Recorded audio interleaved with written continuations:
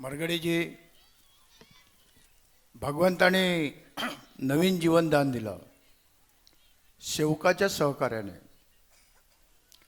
तर बाबा कसा आहे, बाबा तुम्हाला पाऊ कोटे कोण्यवना मध्ये जाऊ.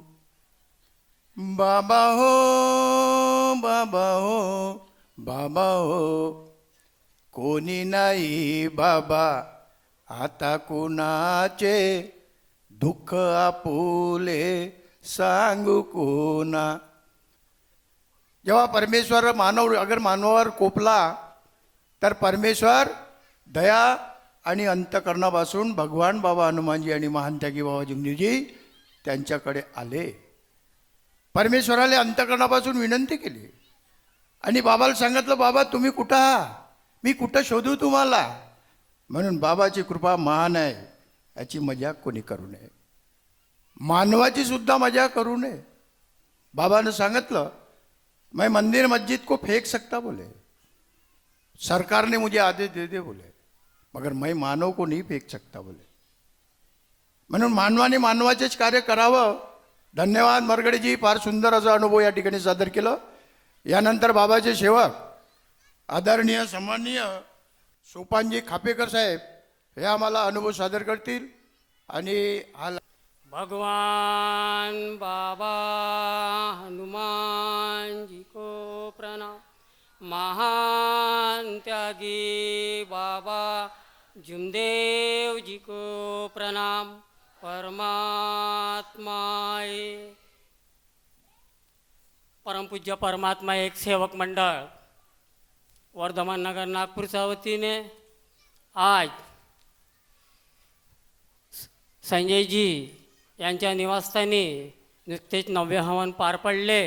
त्या प्रित्यर्थ एका भगवत चर्चा बैठक सुरुवात झालेली आहे. त्यात स्वयंसृष्टीच्या आणि बुद्धीचे विधाता भगवान बाबा हनुमानजी उपस्थित आहे. बाबाला माझा प्रणाम. तसेच आम्हा सर्वांचे सद्गुरू महान त्यागी बाबा जुमदेवजी उपस्थित आहे. बाबाला माझा प्रणाम. तसेच आई वाराणसी आईसुद्धा उपस्थित आहे. आईला माझा नमस्कार. तसेच आजचे अध्यक्ष गट नंबर 6चे मार्गदर्शक चुडामणजी मोहाडीकर साहेब यांना माझा नमस्कार. तसेच माजी संचालक निकारे धनराजजी निकारे साहेब यांना माझा नमस्कार. तसेच बालाघाट परिसरातले मार्गदर्शक जिपकाडे साहेब यांना माझा नमस्कार.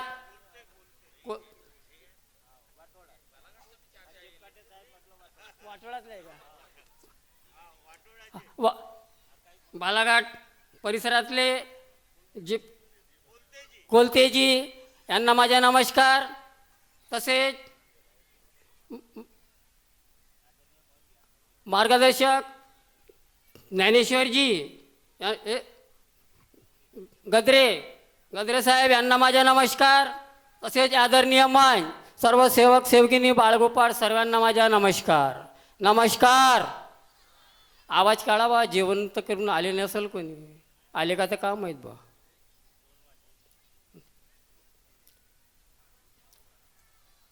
माझ्या मार्गदर्शक पहिले गट नंबर 8चे होते राऊत गुरुजी. माझ्याकडून त्यांच्याकडून माझे कार्य होते. परंतु मी ज्या वेळेस मार्गात येण्याच्या पहिले मला खूप काही व्यसन बी होते. माझा परिसर म्हणजे टिमकी, या परिसरामध्ये राहतो मी. टिमकी परिसर माझा हा गट नंबर 6मधून मी मार्ग घेतला. पहिले माझे मार्गदर्शक राऊत गुरुजी 8मध्ये होतो मी. मग पुन्हा एरिया वाईज झालं तर मी गट नंबर 6मध्ये आलो. माझा अनुभव असा आहे, मी 2015ला मार्गात आलो.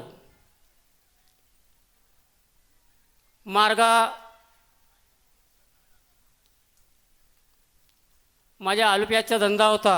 बाजार बाजार. माझी परिस्थिती खूप हालवलेली होती.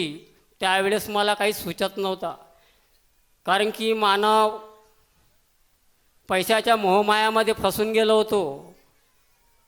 आणि माझा धंदा ॲटोमॅटिकच कमी होत चालल्याचा, रोजच्या रोज कमी होत होता. मी म्हटलं असं काहून एवढा सारा माल आपण नेतो बाजारात, आपल्याला काहीतरी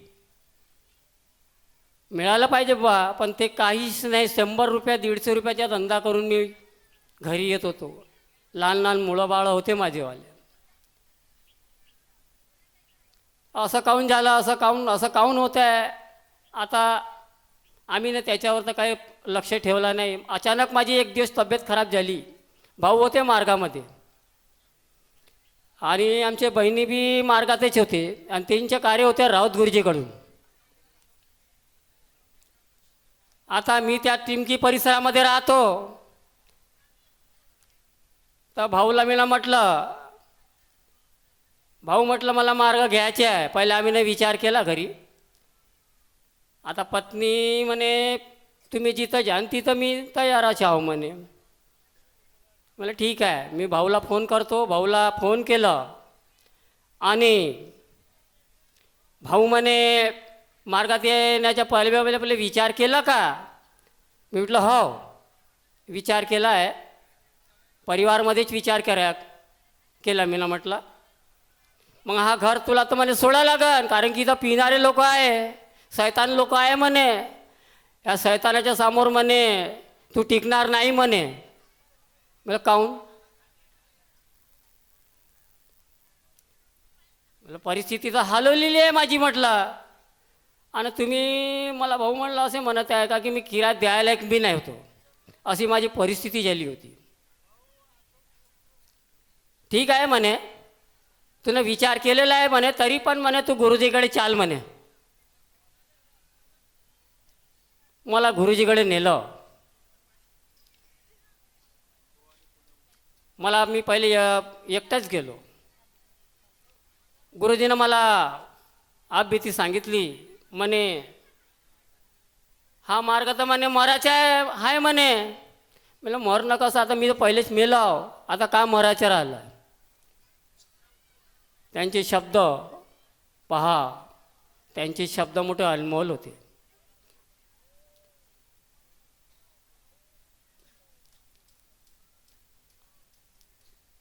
म्हणलं काकाजी तर म्हणे तुम्ही परिवारमध्ये कोण कोण आहे?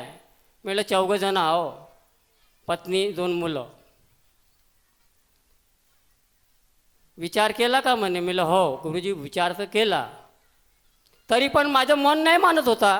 कारण की आपण खूप अनेक देवताले खूप पूजून होतो, खूप भरले होते ना आपण आपल्या मनामध्ये विकार. इतका विकार भरला आहे का जहर तो काढूच नाही शकत, आजही नाही काढू शकत. कठीण आहे. जीवन एवढं साधारण नाही. जीवन एवढा साधारण नाही आहे. तू गहऱ्या पाणीतून जावं लागन त्याला, तेव्हा परमेश्वर योग देईल, अन्यथा देणार नाही. म्हणे विचार केला का म्हणे? मी म्हटलं हो गुरुजी विचार केला. ठीक आहे म्हणे. पुन्हा मी घरी आलो, पत्नीला सांगितलं आणि मला आपल्याला म्हटलं गुरुजीनं मला असं असं सांगितलं आहे म्हटलं, तर म्हणे घर सोडायला लागन. तर तुमची काय इच्छा आहे म्हणे? मी म्हटलं माझ्या परिवारची जे इच्छा असेल ते माझी असेल. तर ठीक आहे म्हणे. तर मी म्हटलं मी सध्या थांब, अजून विचार केला ना मी ना. मी म्हटलं 8 एक दिवस अजून पुन्हा थांबलो मी. थांबल्याच्या नंतर धंदा पुन्हा माझा चालूच होता. धंदा बंद नाही ठेवला होता, धंदा चालूच होता. माझा धंदाच नाही व्हायचा.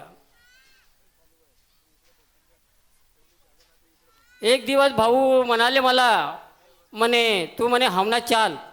मी म्हटलं मी तर मार्ग स्वीकारला नाही, मग हवनात कसं काय येऊ? काही हरकत नाही म्हणे, भगवान म्हणे तुझ्यापाशी आहे म्हणे.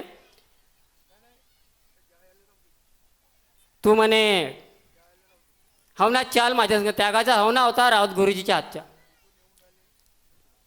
मला ठीक आहे चाल. गेलो त्यांचे शब्द नाही मोडले. म्हणे ठीक आहे चाल. मी ना धंदाची पर्वा ना करता मी गेलो हवनात आणि तिकडून आलो. मग मी हवन वगैरे निपटला आणि त्यागाचा हवन होता.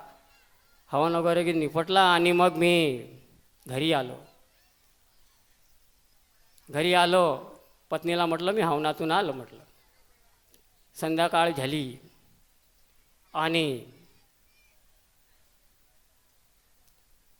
म्हटलं काय स्वयंपाक केलं. तर म्हणे भाजी पोळी भात केलेलं आहे, जेवून घ्या ना आराम करा. भाजी पोळी भात खाल्ली आणि आराम केला. रात्रभर चांगली आनंदानं मला सुखमय जेवून झोप लागली. मला झोप बी नाही लागत होती ना रात्रभर, कारण की चिंता खूप खाल्लेली होती, खात होती मला. हवनातून मी त्या दिवशी ज्या दिवशी मी हवनातून आलो त्याच्या दुसऱ्या दिवशी माझा धंदा चांगला झाला. पहा परमेश्वर किती दयाळू आहे. पण आपण मानव मुजराव, आपण ऐकत नाही, अजिबात ऐकत नाही आपण. ज्या दिवशी माझ्या एवढे दिवसपासून माझे धंदे 100-150 रुपयाचे होते, त्या दिवशी मला भगवंतानं बिना मार्गात येण्याच्या पूर्वी मला माझा धंदा भरपूर दिला. मला भगवंतानं 12-1 वाजता मी घरी आलो आनंदाने.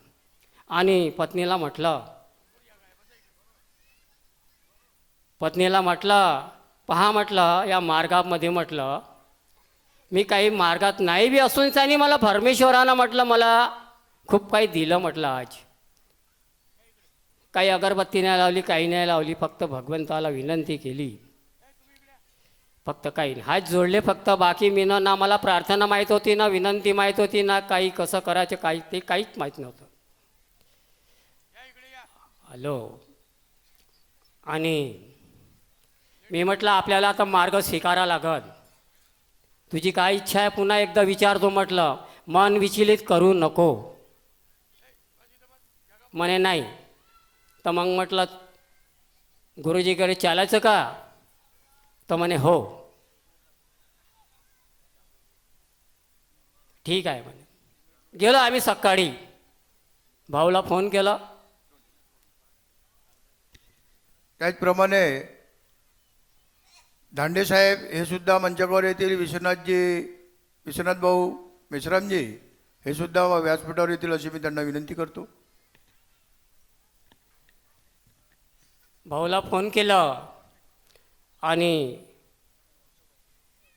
गुरुजीकडे गेलो.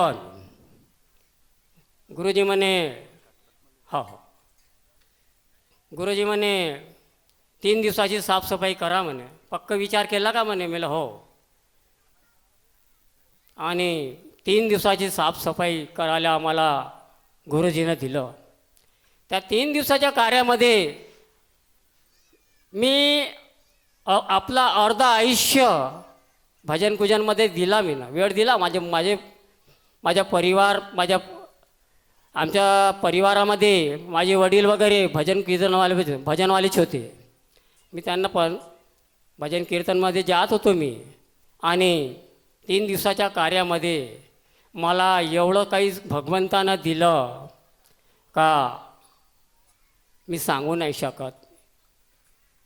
खूप काही मला परमेश्वरानं दिलं. 3 दिवसामध्ये असं वाटलं मला का खरोखर माझ्या पाठीराखीशी परमेश्वरच उभा आहे. हे अशी दैवी शक्ती बाबांना फुकटामध्ये आपल्याला सर्व सेवकांना वाटून दिलेली आहे. आणि मग आता एरिया वाईज झालं.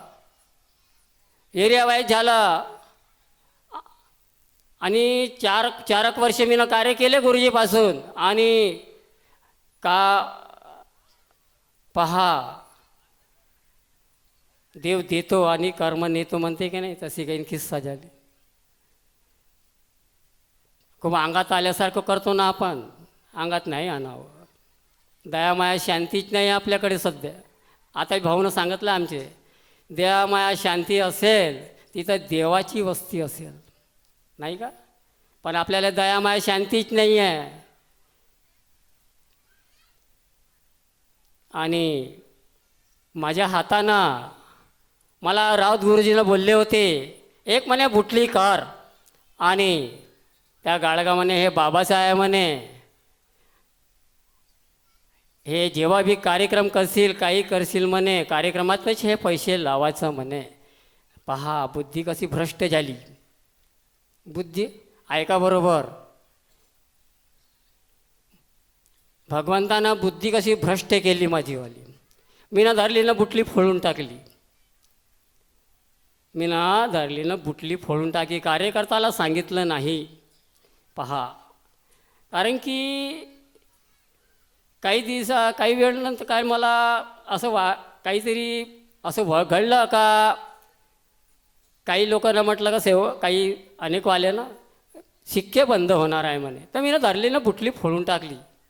आणि ती परिवाराला विचारलं, मी आपण हे पैसे म्हटलं मग आपण नोट करून सांनी म्हटलं बुटलीत टाकून देऊ.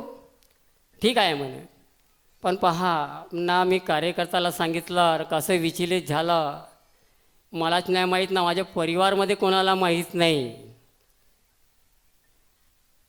आहे ना, 2-1 वर्षे गुरुजीकडे कार्य होते माझे पुन्हा बुटली फोडल्यानंतर. आणि मी मग नंतर झाला एरिया वाईज, नाही इकडे सांगितलं नाही तिकडे सांगितलं. मग नंतर झालं मोहाडीकर साहेबाकडे. मोहाडीकर साहेबाला बी नाही सांगितलं मी ना, बाकी लक्षातच नाही. कसा मन विचलित झाला मलाच नाही माहीत. माझ्याकडे नवा जसा त्याग वगैरे घडला आणि माझी प्रकृती एकदमच खराब झाली. मला करोना झाला त्या लॉकडाऊनमध्ये, पहिला लॉकडाऊन नाही दुसरा लॉकडाऊनमध्ये, आणि 13% होता मला. आणि पहा भगवंतानं तिथून बी वाचवला मला. माझे महिनेवारी हवन चालू होते, तरी पण भगवंतानं मला बुद्धी दिलीच नाही, सद्बुद्धीच नाही दिली ना माझ्या परिवारमध्ये दिली. का जेव्हा माझ्याकडे जेव्हा 9वा हवन झाला आणि एवढे भर उन्हाळ्यामध्ये ऊन तापलेली होती, आणि कुठून एवढा काराकीट अंधार आला माहीत नाही. 5-10 मिनटं बाकी होते हवनाला माझावाला. एवढा काराकीट अंधार आला का तो पाणीसुद्धा थांबाला खाली नाही. काकाजीचा फोन आला, काकाजी म्हणे कापूर लाव भगवंताला आणि सांग भगवंताला म्हणे. मोहाडीकर साहेब म्हणे कापूर लाव सोपान. मी कापूर लावला, भगवान काय लिहा ऐकते, कारण की चुकत तशी झाली होती ना आमच्या हातानं. भगवान काही ऐकायला खाली नाही. आणि एवढा पाऊस पूर्ण माझा हवन निपटून गेला, आणि एवढा टोंगऱ्या भर पाऊस होता. काकाजी म्हणे हे कसं. काकाजी म्हणलं मला काही सुचतच नाही आहे, मी काय गलती झाली आहे काकाजी मला काही माहीत नाही म्हटलं. मला रात्रभर झोप ना लागलीच नाही झोप. मी म्हटलं कुठे चुकलं. परिवारमध्ये मी विचार केला, म्हणे कुठे चुकले मला माहीत नाही. मला कुणी चुकले का आपल्या परिवारमध्ये. असा पाणी येत नाही. एवढा पाऊस आला आणि मला काही सुचलं नाही. मी सकाळी आंघोळ केली आणि मी भवनात गेलो आणि बाबाला सांगितलं का बाबा मी कुठे चुकलं मला माहीत नाही, तुम्ही आठवण करून द्या. मला माहीतच नाही पडून राहिलं. काढलं काकाजी म्हटलं कधी एवढा पाणी येत नाही, कारण की मी तत्वशब्द नियमाच्या बाहेर तर गेलो नाही. म्हणलं काकाजी कुठं चुकलं म्हटलं मला माहिती नाही आहे, माहीत पडत नाही आहे. मी भवनात गेलो. भवनामध्ये 15-20 मिनटं भगवंताला विनंती केली आणि तिथून निघालो. पेट्रोल पंपपर्यंत आलो आणि मला भगवंतानं आठवण करून दिली का तू बुटली फोडली होती ते सांगितलं का. असंच आठवण आलं एकदम डायरेक्ट. मी म्हटलं घरी आलो आणि पत्नीला विचारलं का हो म्हटलं आपण बुटली फोडली म्हटलं. तर त्यानं आपण ना राऊत गुरुजीकडे सांगितलं नाही, आपण मोहाडीकर साहेबाला सांगितलं. हां हे ते एवढी मोठी चूक करून ठेवली आहे म्हणे. आणि ना तुम्हाला आठवण ना मला. मला मी आता भवनात गेलो तेव्हा मला आठवण राहिली म्हटलं, आली म्हणलं. हो म्हणे, तुम्ही म्हणे तुरंत म्हणे मोवाडीकर साहेबाकडे जा, काकाजीकडे जा म्हणे आणि त्यांना सांगा म्हणे अभ्यर्थी. मी तुरंत काकाजी गेलो. काकाजी म्हणलं असं असं झालं होतं, ते मला सुचलंच नाही. मी भवनात गेलो आणि भवनामध्ये बाबाला विनंती केली म्हटलं आणि मला हे सर्व तिथं घडलं म्हणलं. ठीक आहे म्हणे, सोपान म्हणे तू म्हणे ते पहिले पैसे भर, नंतर तू कार्यक्रममध्ये येशील. किती असो म्हणे, किती होते म्हणे. ते मी म्हणलं काकाजी म्हणलं 3,000 रुपये आसपास होते. 3,000 भरून घे म्हणे पूर्ण म्हणे, काही हरकत नाही. काकाजी म्हणलं द्या, मी पैसे भरतो पहिले म्हणलं 8 दिवस थांबा म्हटलं. ठीक आहे म्हणे, तो 8 दिवसात पैसे जमा आणि पहिले ते भर म्हणे. तेव्हा मला केव्हा समाधानी झाली. आणि एक गुरुजीनं मला माझ्या देवा त्यागाच्या पहिले माझी आई माझ्याकडे राहत होती आणि म्हटलं आई तर आई म्हटलं अनेकात आहे म्हटलं. गुरुजी म्हटलं काही हरकत नाही म्हणे, तिला तिच्या मनानं करू दे म्हणे, तू आपले कार्य कर म्हणे. ठीक आहे गुरुजी म्हटलं, तिला तुझ्या आईला म्हणे मोक्ष प्राप्त होईल म्हणे. हा शब्द खाली गेले नाही. गुरुजीचे शब्द, मार्गदर्शकाचे शब्द कोणतेच खाली जात नाही. आम्हीच खालतं पडतो, कारण की आम्ही ऐकत नाही, अजिबात नाही ऐकत. आणि माझ्या त्यागाच्या कार्यामध्ये मला माझी आई का म्हणे, अरे बापू म्हणे मला मरू दिलं असतं म्हणे आणि मग तू कार्य घेतले असते म्हणे, कार्य घेतले असते म्हणे. आता मला गुरुजीचे शब्द असे मिळाले ते का तुझी आई बोलला म्हणे मोक्ष प्राप्त होईल म्हणे. आणि माझे शब्द असे होते का परिवारमध्ये का ज्या दिवशी आपल्याला मार्गदर्शक म्हणाल का त्यागाचे कार्य कर, त्या दिवशी म्हटलं होकार देईल. असं माझ्या मी शब्दामध्ये फसला. आता बा परमेश्वर कशी भगवंता माझी परीक्षा घेतली. इकडून आई म्हणत आहे मला का मला मरू देत, नंतर तू त्यागाचे कार्य घे. आणि इकडे आपण शब्द दिला भगवंताला, म्हटलं का मार्गदर्शक म्हणाल तेव्हा आपण कार्य घ्यायचे, होकार द्यायचं. आता कसं करायचं? आता आईचे शब्द मानू का भगवंताचे शब्द मानू म्हणलं, का कोणाचे शब्द मानू का मार्गदर्शकाचे शब्द मानू? पहा भगवंतानं. आणि इकडून मला राऊत गुरुजीनं म्हटलं होतं का तुझ्या आईला म्हणलं तुझ्या आईला म्हणे मोक्ष प्राप्त होईल. मोवाडीकर साहेबांना आम्हाला म्हणे तू त्यागाचे कार्य कर म्हणे. ठीक आहे म्हणलं गुरुजी, म्हटलं साफसफाई कर म्हणे. आणि आई म्हणत आहे मला का तू ठीक आहे म्हणे. तिला म्हणे आई गुरुजी काकाजीला फोन केलं, काकाजी म्हणे तू म्हणे भावाकडे ठेवून दे हिला म्हणे. ना आईचे शब्द निघाले जाता वेळेस, मला मरू दिलं असतं म्हणे आणि मग घेतलं असतं म्हणे त्यागाचे कार्य सोपान म्हणे. मला मार्गदर्शका शब्द मिळाले, मी मोडत नाही म्हटलं. काही हो म्हटलं, परमेश्वर जो घडवायचे असेल तो घडवेल म्हटलं. ठीक आहे. 14 दिवस झाले त्याग सुरुवात केली. 14 दिवस झाले ना आई मरण पावली. कसा परमेश्वर आहे. तिची ना तब्येत जास्त खराब राहिली, ना कोणाला काही करावं लागलं, ना काही. असा हा खरं आपण तत्वशब्द नियमाने जर वागलं तर खरं आपल्याला परमेश्वर कुठंच कमी पडू देत नाही.